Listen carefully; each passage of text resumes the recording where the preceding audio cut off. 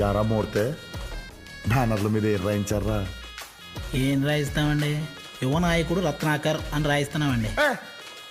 యువ నాయకుడు నాయకుడు ఈ కాదురా, ఏదైనా బలంగా రాయాలరా. మన బాలయ్యబాబు సినిమాలు ఉంటాయి చూడు, బొబ్బిలి సింహం, సమరసింహారెడ్డి, అలా ఏదైనా బలంగా రాయాలరా. అవి ఆయనకైతే బలంగా ఉంటాయి సార్, మీకు